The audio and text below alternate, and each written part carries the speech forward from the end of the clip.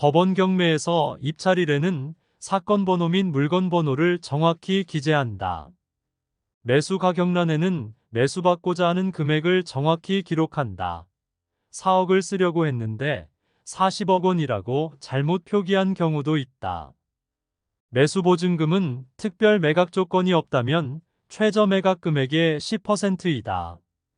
경매를 할 때 보면 다 그런 것 같아요. 우리 입찰 서류를 쓰죠.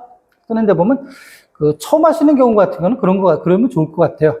미리 있잖아요. 그 전에 법원에 갔을 때 보면 이제 한 10시 반부터, 그죠? 법원마다 틀리겠지만, 대략 10시 반부터 이제 보면 입찰 서류를 갖다 이제 쭉 이제 그 책상 앞에서 나눠주거든요. 쌓아놓거든요. 가져가거든요.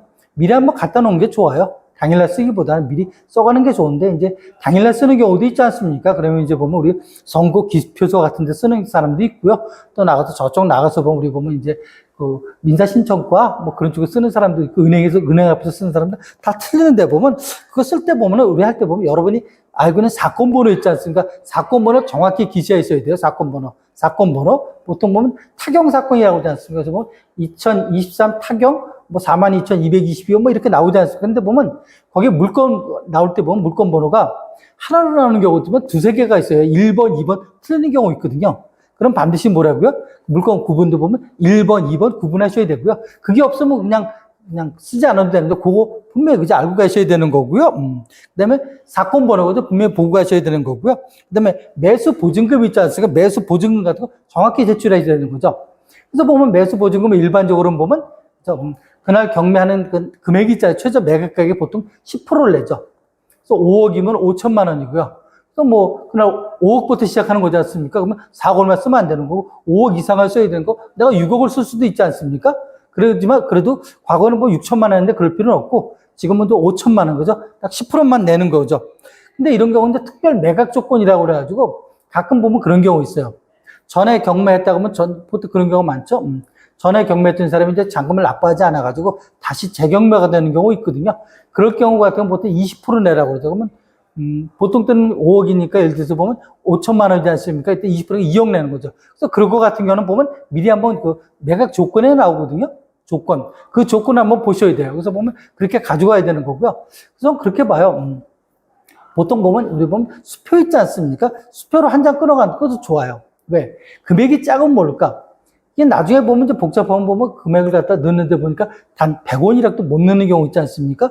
그럼 보면 이제 보면 잔금, 나중에 보면 어때요? 처음엔 최고가로 부르지만 그 밑에서 다시 뭐예요? 돈을 다 쉬어보거든요. 다 확인하는데 돈이 부족하면 그때는 뭡니까? 돈 부족하다고 그랬고, 두 번째 된 사람 있지 않습니까? 보통 차순위, 그죠? 된 사람, 이 사람이 보면 이제 낙찰될 수가 있으니까 미리 그죠? 꼼꼼히 보는 게 좋고, 그 돈, 단위 맞추는 거 있지 않습니까? 그거 정확히 하셔야 돼요. 뭐, 본인 마음대로 그냥 띄워버리고, 뒤에, 그러면 안 되고요. 정확히 그죠? 해야 된다는 거. 그래서 보면 수표로 차라리 금액을 갖다가 놓고 한번 떼는 것도 좋다. 뭐 그렇게 한번 생각해 보고요. 그 다음에 공동 입찰하는 경우 있지 않습니까? 여러 사람이 입찰하는 경우 있잖아요. 이때는 보면 이제 공동 입찰 신고서에 보면 입찰자 성명, 인적사항 이런 걸 다 기재하기도 했거든요. 지분이라는 건 다 기재하기도 했으니까 그런 걸 이제 기재하시고요. 그 다음에 보면 매수 가격란 있죠? 정확히 기록하셔야 되는 거죠. 매수 가격란에, 그죠?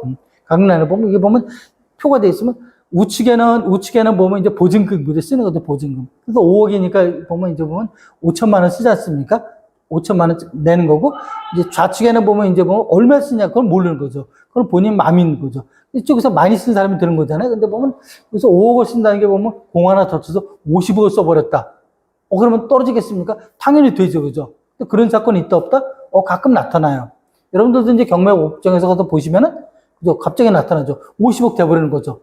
그러면 이제 보면 어떻게 그걸 고친다? 그때는 안 되는 경우죠. 그럼 어떻게 해야 돼요? 그럼 어떻게 하죠?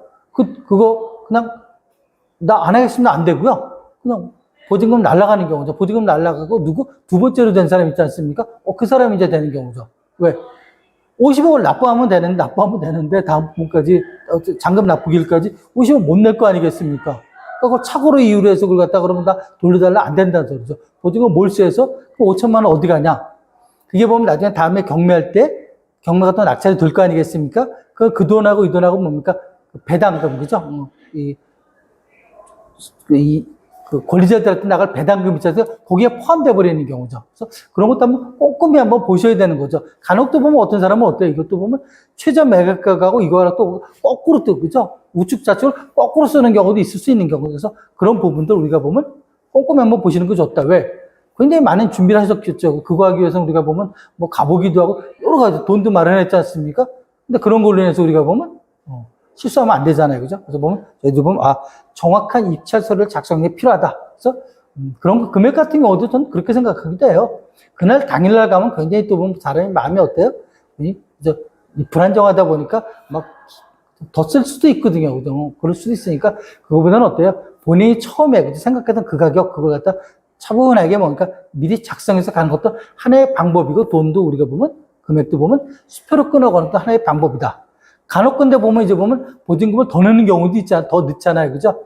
그러면 그런 경우 같은 거 보면 이제 보면 그 구자번호를 쓰라고 그래요. 그걸로 이제 다시 넣어준다고 얘기도 하는데, 그죠? 복잡하게 되는 거죠. 네.